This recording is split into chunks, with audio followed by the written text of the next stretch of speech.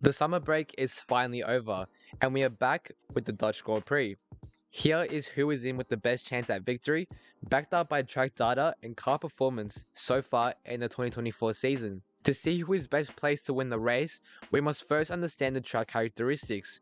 Circuit Zandvoort stands with 14 corners and a length of just over 4 kilometers. It is a relatively short track with a lot of fast corners.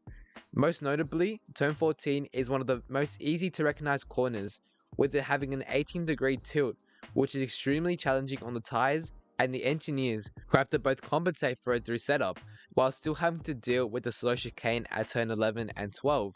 This therefore makes it similar to an IndyCar track, which are circuits that have a very wide range of corners, including of course the banking, similar to Zandvoort. So with so many corners that the cars have to race around, it's no surprise that it's very important to have a very well balanced car. This is our first point of requirement. It's no secret that the Red Bull has been and is the best balanced car on the grid.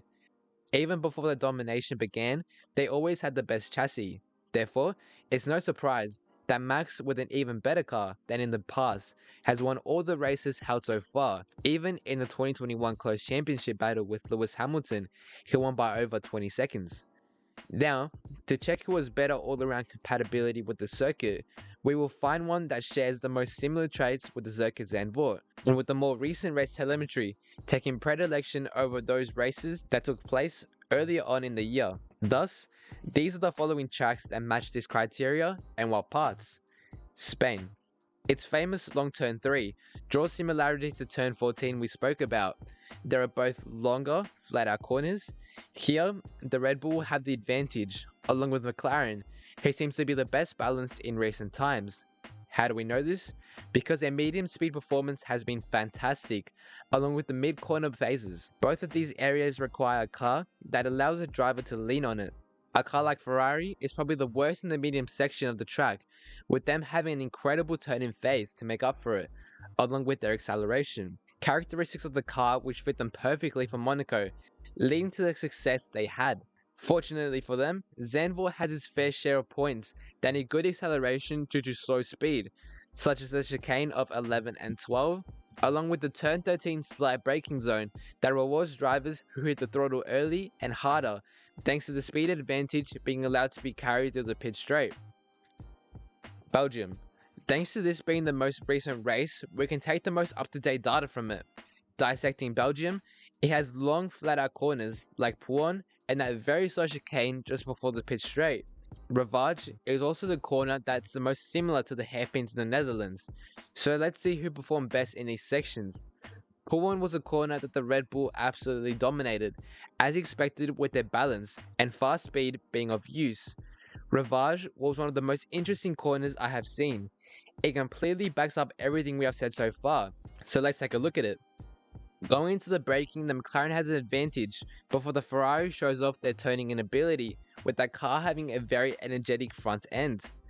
The mid-speed is exactly where McLaren is showing off, just like we said before, and then Ferrari goes back into the lead once we hit the acceleration phase out of the corner. That Ferrari power unit is always special, and it looks like there's no exception here. Also, you have to give credit to the aerodynamics team at Maranello, who will allow the driver to feel confident in the car, enough to apply the power down earlier than the rest. This Ferrari just seems to stick with it.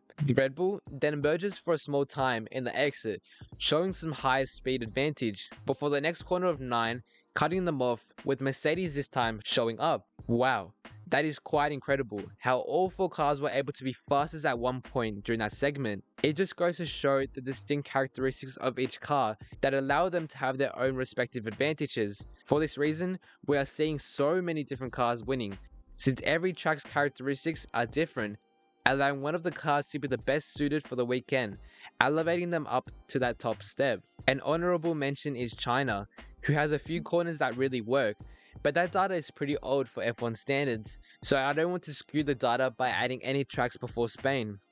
Encapsulating all that we have now known about these cars going into the Dutch Grand Prix, here's the teams with the best match to Circuit Zandvoort. In first place is Red Bull, who we have as the favourites to go 4 out of 4 at the Netherlands, with Max Verstappen at the helm. Next is McLaren, who we believe will look deadly in the second sector especially. Ferrari will be closer to pace than before, but just not enough to really put them up there.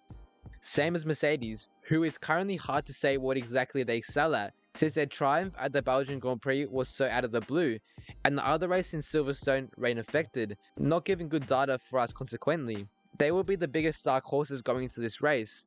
The McLaren, as always, are looking good.